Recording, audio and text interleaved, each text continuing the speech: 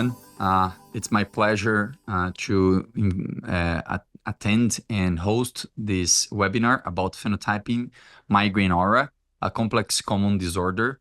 My name is Márcio Natan. I'm a neurologist in São Paulo, Brazil, and I have the pleasure to welcome here Michele Viana, who is an Italian consultant neurologist and PhD, taking care of many headache patients in Novara in North Italy. In 2010, Michele had completed a clinical fellowship at the headache group at the Department of Neurology in University of California. From 2011 to 18, he has worked as a clinical researcher at Headache Science Center, National Neurological Institute Mondino Pavia. And since September 2018, he's visiting researcher at Headache Group, Department of Basic and Clinical Neurosciences at King's College London. He has published several studies on headache with a particular focus on the clinical characteristics of migraine with aura. And as you can see, this is a very interesting and compelling theme that all of us who has a practice in neurology and especially in headache will be challenged by. And he recently published this paper in cephalalgia with this idea of phenotyping the migraine aura and you producing material, visual material that helps us in our patients to identify the different phenotypes that we can find in visual aura. So Michele, thank you very much for accepting bringing us the knowledge about migraine aura. And now I invite you to start your presentation. I'll just make one request for all of our audience. We have already a lot of people here with us in this webinar. During the presentation, if you have a question, please send us through the Q&A. And at the end, we will have a Q&A session. We will be asking Michele Viana all the questions that you bring throughout the presentation and in the end. So thank you once again, Michele. It's your time. Thank you, Márcio. And it's a real honor and pleasure to be here. And so I want to thank the Education Committee for this kind of invitation. I'm very enthusiastic about having the possibility to talk about migraine aura, which is real interesting topic. And let's start with the presentation. So I have nothing to disclose.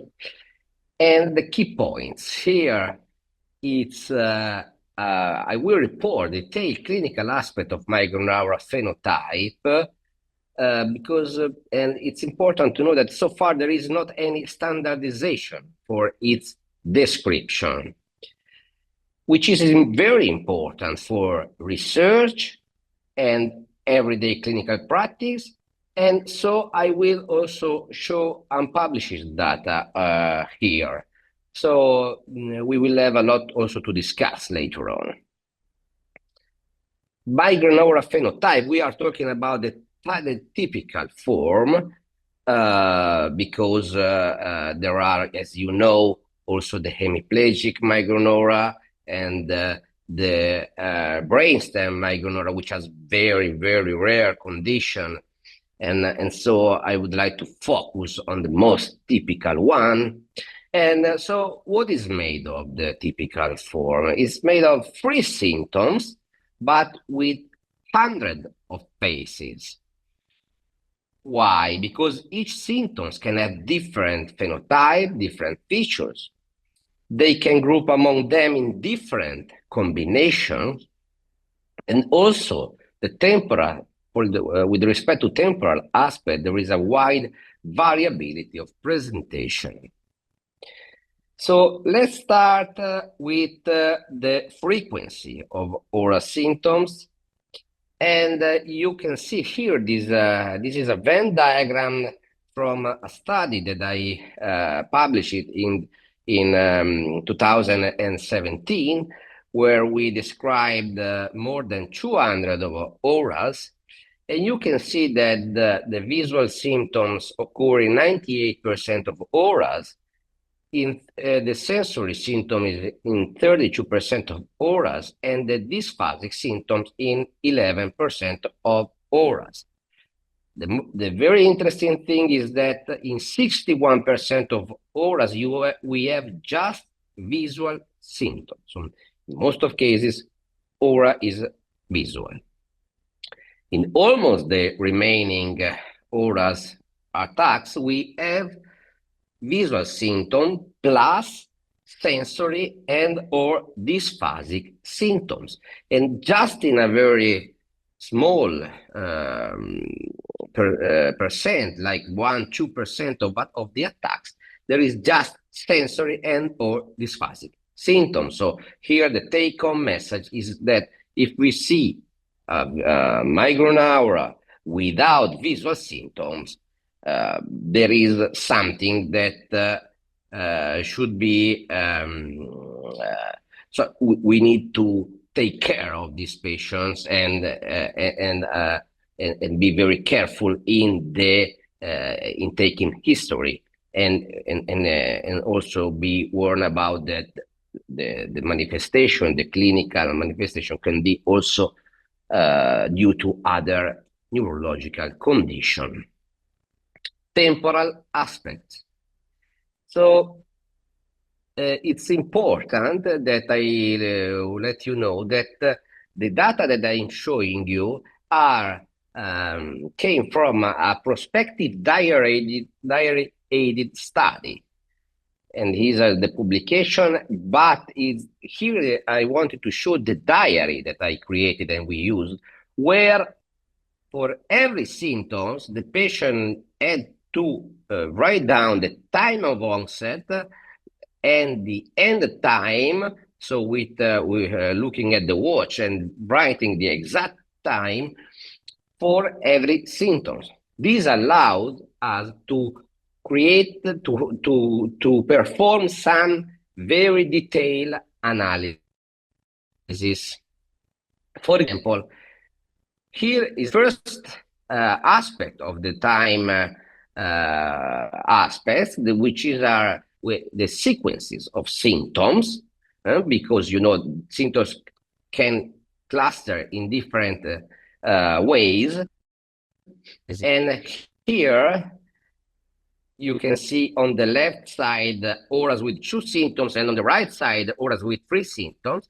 And you can see that we can have the textbook typical sequence, visual and sensory for the 2 symptoms, and visual, sensory, and dysphasic for 3 symptoms. But you can have also the other sequences, not just visual, sensory, and dysphasic.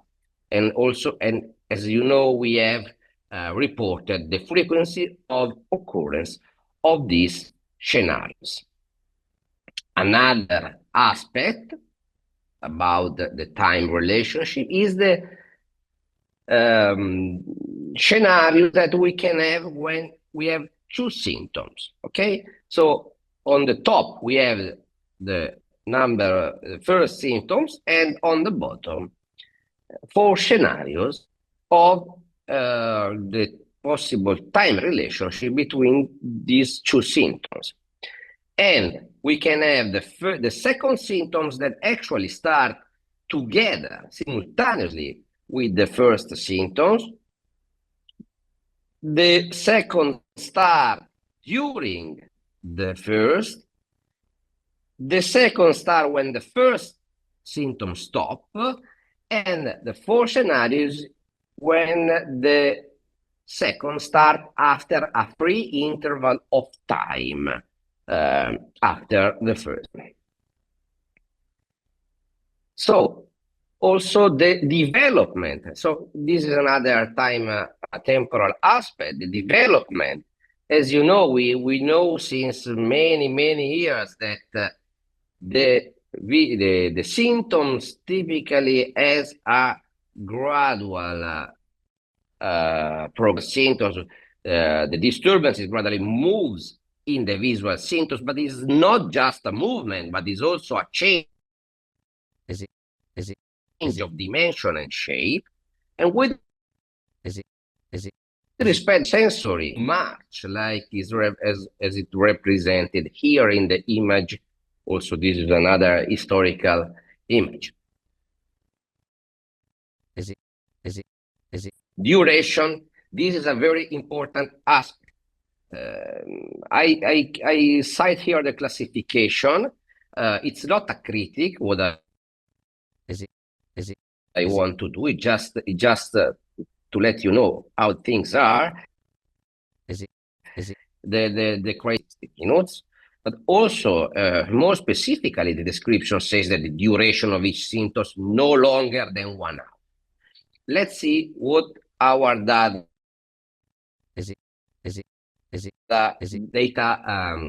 tell us. So this is a diagram where you can distribute in about 300 oral symptoms that we recorded.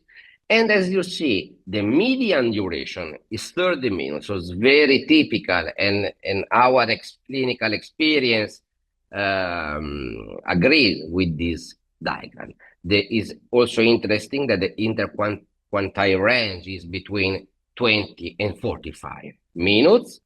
But if we see how many our symptoms last for more than 1 hour, it's 15%, which is not a small amount.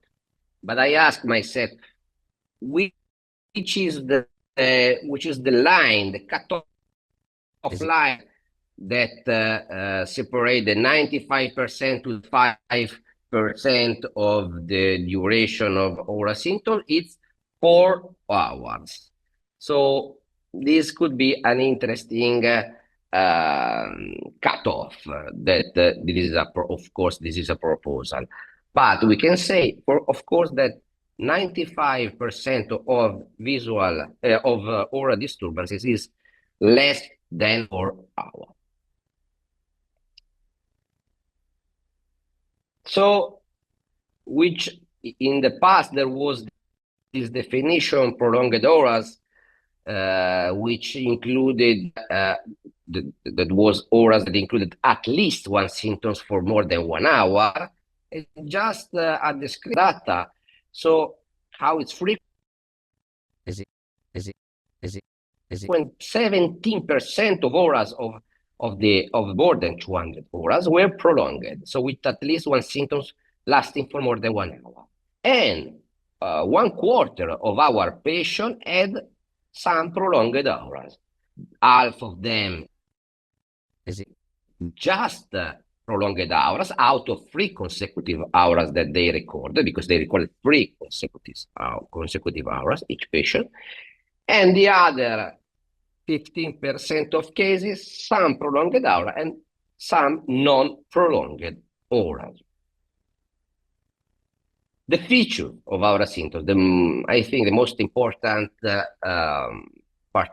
most important aspect. So let's start about with respect to the sensory symptoms. So they are mainly positive. So as you know, paresthesias can be also negative. Negative alone is just 10% of cases. This also is reported from my study. And also that can be both positive plus negative in 21% of cases. Localization, you can see that mainly, basically all our part of body can be involved by sensory auras, but is the most frequent auras involved are hand, mouth, and face. So indeed, there is this typical distribution which is called oral distribution. Languages disturbances that are mainly characterized by impaired language production with like paraphasic error, meaning substitution of letters in the words of or words in sentences, or a complete aphasia in the expression. We can have also some comprehension error in a minority of cases. But let's talk about the visual disturbances, which are, as I told you, the most common. But they are not just the most common, they are the most variable. Indeed, we have hundreds of scenarios. You can see just checking on Google the images. It's hundreds of scenarios. In my study, where we recorded, as I told you, 216 auras, we have 67 different types of auras. So the question when I faced these many scenarios was how to classify all these scenarios of visual symptoms. So what I did was that visual phenomena of migraine aura can be dissected into single basic visual symptoms that cannot be further subdivided into other visual symptoms like brick of a wall, okay? Which I call elementary visual symptoms. Let's see an example here, which I call, as I called before, as scenarios. We can have two elementary visual symptoms. One is a zigzag lines, which is very typical, and another one is bright light. Okay, so we know that elementary visual symptoms can cluster together, generating several scenarios. And the other thing that I have done subsequently was collect all the elementary visual symptoms in all the literature. So I performed a systematic review about the clinical features of visual migraine aura.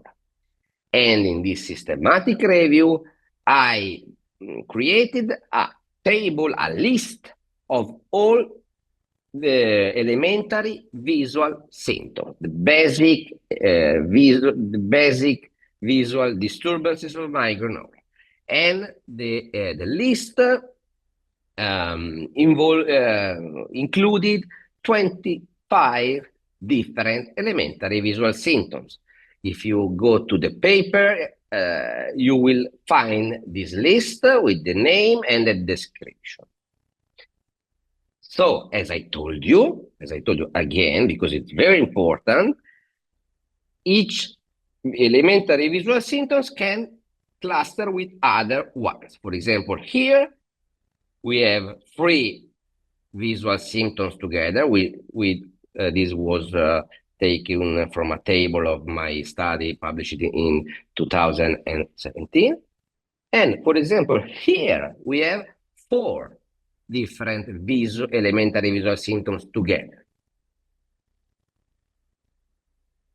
So at the end of the day, some years ago, we had the list of elementary visual symptoms, but I thought that this was not enough, because visual aura are not easy to describe verbally. And this is true both for physicians and for patients. So what did we need? This was my questions. And I realized that we need a series of illustrations of all elementary visual symptoms, which I called iconography, migraine aura iconography. So this was the paper that Marcio cited before. This was published 1 year ago in Cephalalgia, was a multicenter international observational study collecting prospectively data, and the objective was to create and test a standardized migraine aura iconography in a large population of patients suffering from migraine aura. What is this standardized migraine aura iconography? Is a series of images representing the 25 elementary visual symptoms on the same background image and with the same style. Let's see some example. So you can see this is a flash of light that is representing on an image that was the same image also for the other disturbances, like scotoma, like phosphine, like zigzag line. So we create 25 images representing the elementary visual symptoms on the same background image for the first time. The results, we enrolled more than 215 patients that completed the study. The number of elementary visual symptoms altogether was more than 1,600.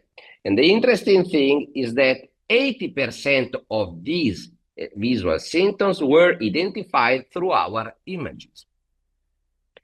And even more interestingly, 98% of patients recognize at least one image among those experienced. Also, we find a new elementary visual symptoms because patients had the opportunity to tell us whether they have some other disturbances not included. And also at the end, with the feedback from patients, we amended the first version, developing a new version that you will see it's on the IHS website. So this is the new phenomena never described before, the curtain phenomena, which is a difficulty in the vision on both sides, in the laterality on both sides of vision, of the visual field.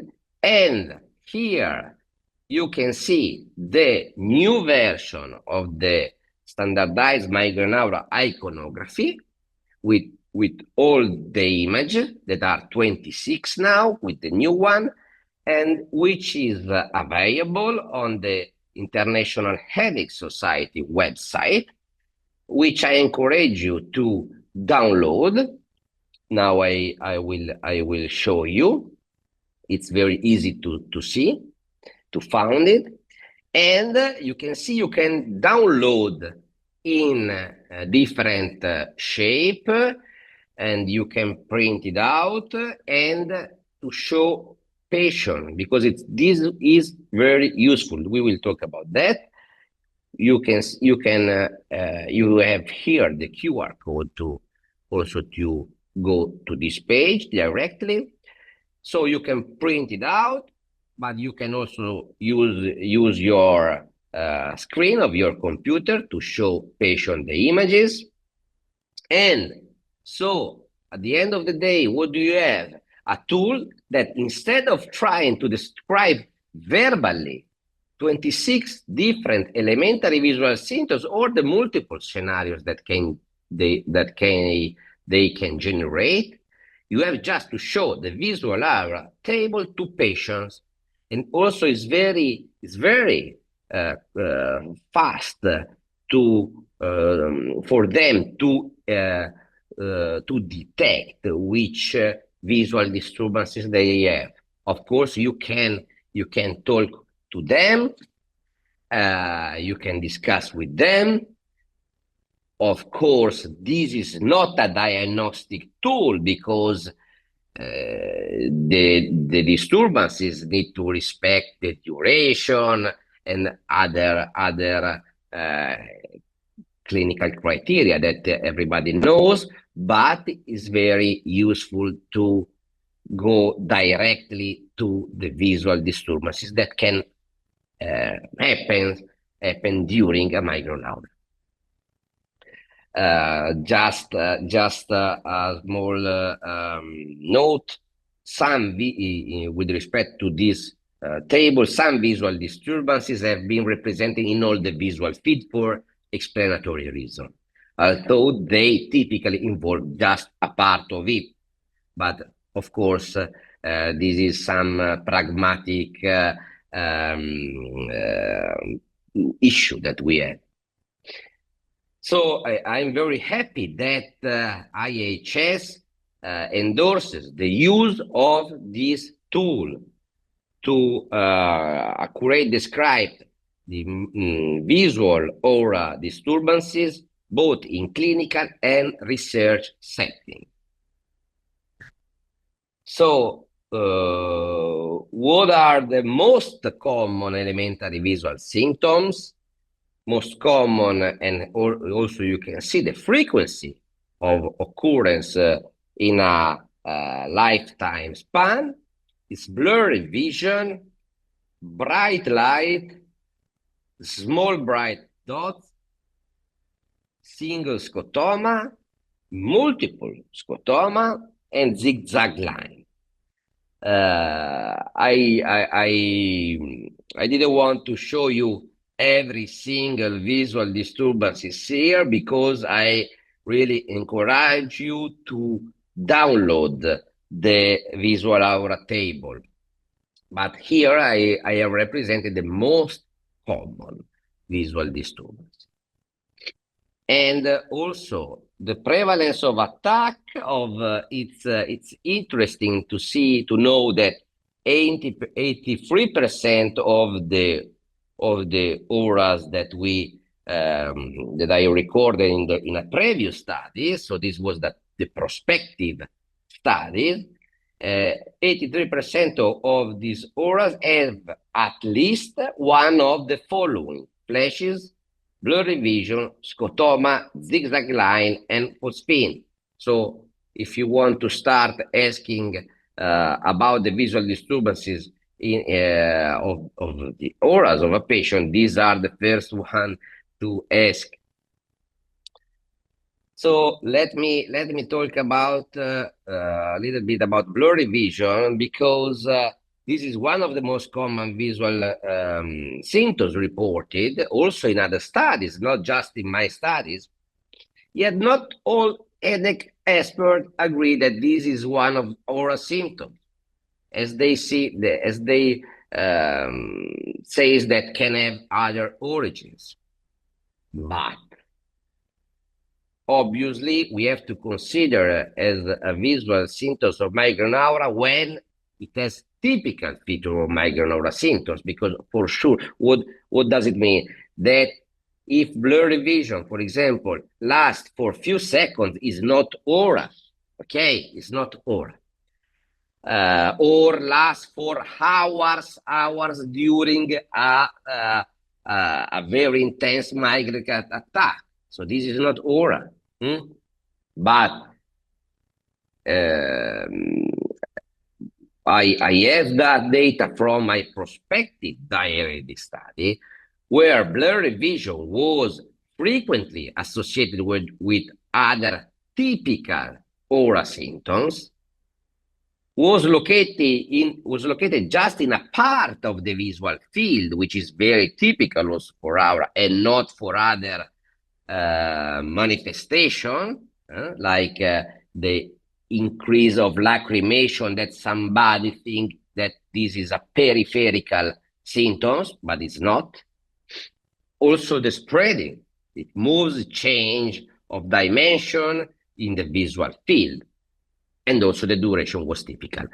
With respect to the duration, check this image, very interesting. This is unpublished data, and you can see the duration of the most common visual disturbances: flashes, blurry vision, scotoma, zigzag line, phosphate, and these almost the same. So I think that nobody can say that blurry vision is another thing with respect to the other most common symptoms, because look here, it has the same duration of other symptoms, which is very typical, 30 minutes as a median duration. But visual symptoms has also additional features, not just the quality that I just show you. For example, the intermittence and flickering. Look here, this came from the last study that I published. Look, we have the features of intermittence or flickering. Flickering is just like seeing the wings of a butterfly moving very fast. The lowest frequency of occurrence is 54% for the bright light, and the highest is 92% in B-like form or C-shaped form. So these features of intermittence and flickering are quite frequent and I would say common for, of course, for the positive visual symptoms. Another additional feature is color. Also here, talking about the positive visual symptoms. And it's interesting, we collected all the different color for each patient, but in general, it's interesting that about 50% or more of positive visual symptoms are colored. And this also was the same data that we can find in the study by Kairos and colleagues. Kairos is a colleague that also performed many studies in migraine aura. And in this case, the 40% of cases had colored visual symptoms. Visual field. You can see how the visual disturbance has variability of phenotype because there are many aspects. And the visual field, the starting point in the visual field of visual disturbances can be in periphery, about 40% of cases, in the center, 9% of cases, one half, 27, and all the visual field. So here also you can see that how there is heterogeneity in the presentation. Also the direction of spreading, and you see this diagram that was collected in the same patient. This was a very great study by Jacob Hansen and colleagues, where a single patient recorded more than 1,000 of auras drawing in a paper what was going on. And so you can see how different with respect to each auras was the direction of spreading. We can say that all the direction was possible to present during auras. And the laterality. Here, I remember you that the criteria C3 of the classification say that at least one aura symptom is unilateral. And again, I want to highlight that this is not a critic to speak about that, because also the criteria C need to be verified, just not all of them. But it's also important not to learn what is aura from the single criteria, because they are not universally valid. So these are the studies where this aspect was studied, the clinical studies, and you can see that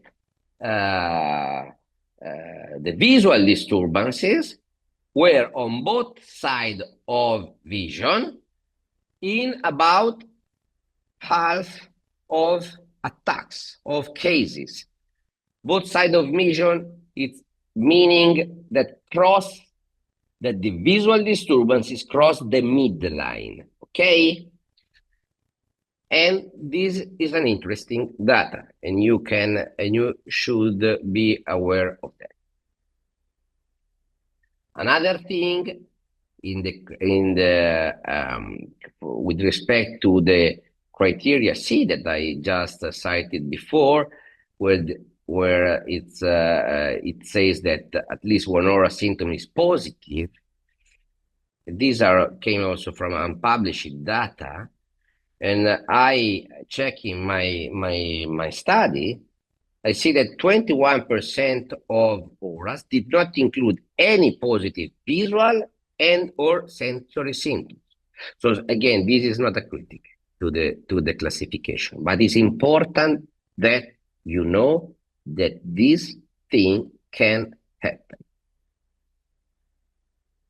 Another interesting topic about the manifestation of visual aura, because before I told you that we have 3 symptoms in the typical aura, but actually we can have also other symptoms which we can group it in as higher cortical dysfunction other than dysphagia, of course.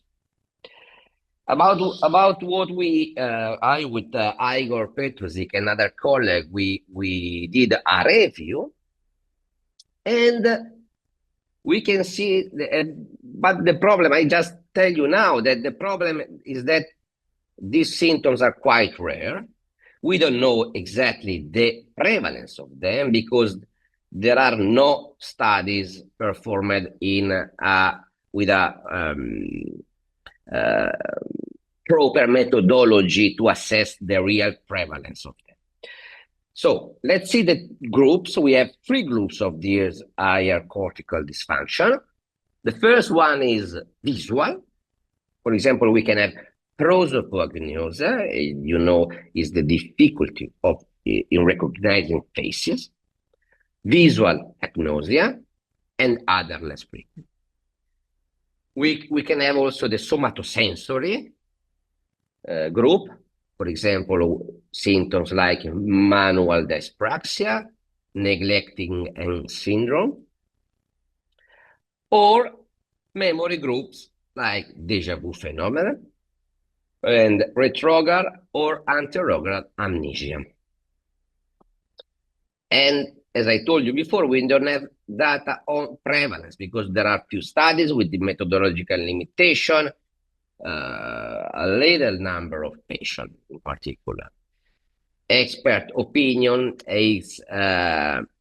says that such symptoms has a frequency, of course, lower than dysphasic symptoms. But until we don't have studies with more patients and with no methodological issues, we cannot know how frequent they are. The intravariability of aura phenotype. This is important. Also, you should know this aspect. Starting from my studies in 2017. As I told you, we have 72 patients, and each of them recorded 3 consecutive auras, 3. And analyzing these 3 auras of each one, just considering over 3 attacks, same visual phenomena like you see here, and the same combination of aura symptoms, meaning they have just always visual and sensory over the 3 auras, we found that half of patients have identical auras over 3 attacks, and the other half of patients have different auras. So consider that here we just evaluated 2 aspects, same visual phenomena and same combination of aura symptoms, without considering many other aspects like the visual field distribution, the temporary succession of subsequent symptoms, sensory type, duration. So the intravariability, meaning the difference in migraine aura presentation in the same patient, is quite high. Is not easy to find people that have just the same type of auras, exactly the same. So this is important. This wide the range of the manifestation of visual aura, of visual aura. So let just I'm just quite arrived at the conclusion, and of course I would like to answer many of your questions, because I think that there is a lot to discuss. Let me say that there is a paper just submitted that I hope it will be published this year about all the spectrum of migraine aura presentation that I've written with our president of IHS, Mario Perez from Brazil, and where you will find we collected all the variables of migraine aura and explored the spectrum of presentation, and also we propose a diary to record prospectively those elements that would be very helpful for everybody that wants to do clinical research in migraine aura, but also that can be used in clinical practice for the diagnosis, for the follow-up of patient. So please check on cephalalgia when this paper will be published. And so let me thank all the people that collaborated with me during the years for having such interesting data that I am very happy to share with you and to share with all our community. Again, here you have the QR code to go directly to the visual aura table, which I encourage you to use, because also, sometimes also we doctors, we neurologists have something to learn and from patients, and it's very interesting to discuss with them with a tool that it could be just a starting point, okay, for the discussion, for the taking history of the visual disturbances of our. So thank you, Marcio. Thank you, everybody, for your attention, and I would be very happy to answer to your questions. Thank you very much, Dr. Viana. We, of course, have a few questions already here, and they are coming. It was a very interesting presentation and a very useful tool that you shared with us. And I think it's very important that everybody knows and have access to it. So it is, as you mentioned, in the website of IHS. I'll start with the questions then.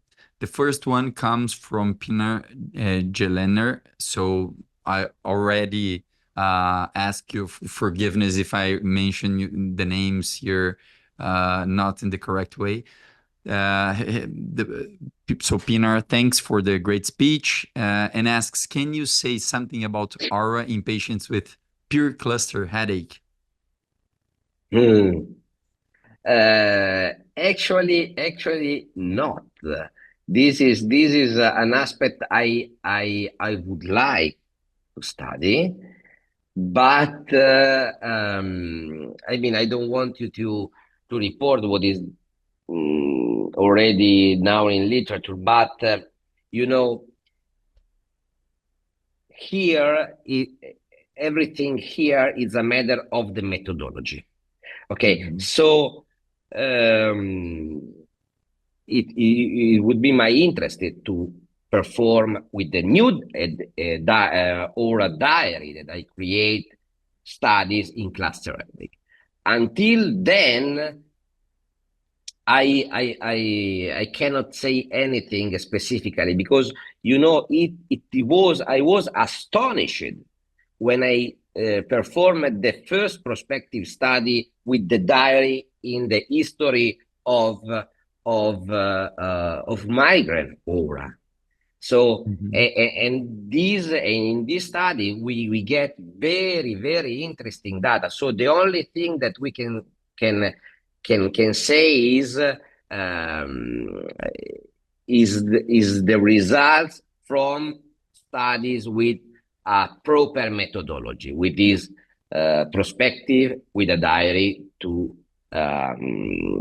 fulfill, to complete during the hour. And this was not done in the cluster headache studies. Thank you. Next question comes from our colleague Charlie Gall from Germany.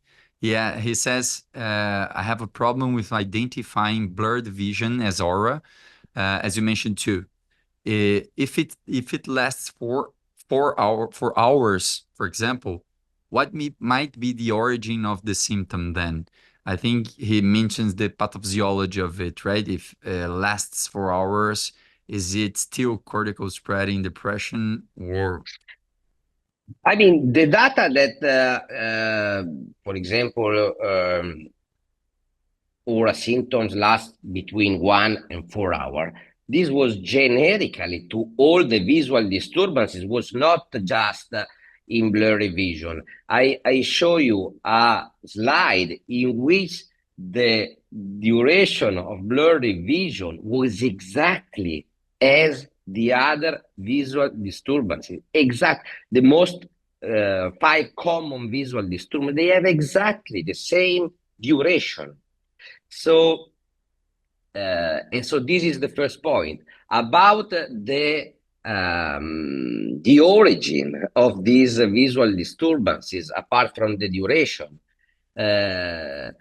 Maybe I'm not the best person to speculate about that, because I think that everyone has to do his job. I'm a clinician. I wanted to record all the migraine aura in a very detailed way, and when I had this data, I will give to the maximum expert in the pathophysiology, for example. But look, we always, I think that we always need to start from the clinical side, and then we can speculate in the pathophysiology. Don't think to do the reverse, okay? Because pathophysiology is something that it's behind. It's also a matter of interpretation, but you need to see which is the real world, and the real world is what we get from proper clinical study. Okay, I hope that I have answered you, but here there is a lot to discuss. Actually, maybe Peter Gosby or other giant in the headache world would tell me something, but this is my opinion. Perfect. Thank you very much. Of course, this is a very complex theme. If we can, we can dive it as deep as we want. So, other questions that come, for example, another challenging question comes from Sena Uzun. Do you have patients with very disturbing aura, even more disturbing than the headache itself? If so, how do you treat them? This is a very interesting question with clinical implication. Yes, I have patients with very disturbing aura. I have. And also, it's important to know that disturbing aura, it cannot be just the presentation, but also how they feel, how they are afraid of. Or another variable is what is their job.